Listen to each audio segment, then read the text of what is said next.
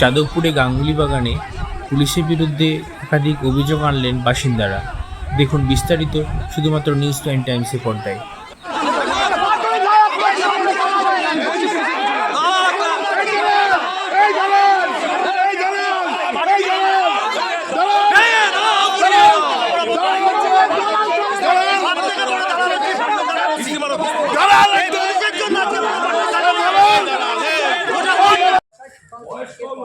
বয়স্ক লোকদের ধরে ধরে মারধর করবে।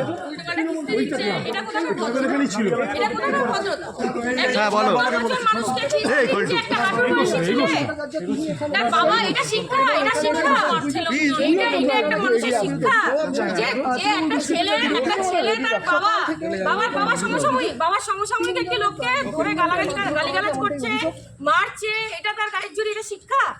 আজকে আমার বাবা এখানে 70 বছর বসবাস করছে, 70 ইয়ার্স বয়স আমার বাবার। কেউ বলুক বাদী বিভাগে যে কোনো পার্টির লোক বলুক যে আমার বাবা একটা 2 নম্বরই কাজ করেছে, একসময় 35 বছর সিপিএম রাজত্ব করেছে, তখন তারা রুলিং পার্টি হিসেবে তারা রুলিংয়ে ছিল। কেউ বলুক যে আমার বাবা একটা ভুল কাজ করে, তো আমি ভীত, কি বলবো? আমি বলছি পুলিশ চলে যাচ্ছে, বলছে আপনাদের কিছু জানানো হলে থানায় আসুন। আমরা কিছু এসে বলে যাচ্ছে আমাকে বললো যে আমি ডায়েরি করতে পারি।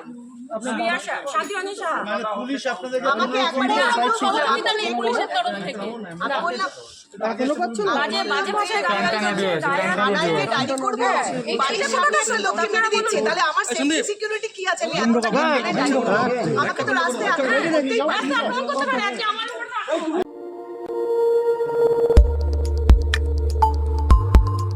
দেখতে থাকুন নিউজ প্রাইম টাইমস, আপনাদের সাথে আপনাদের পাশে।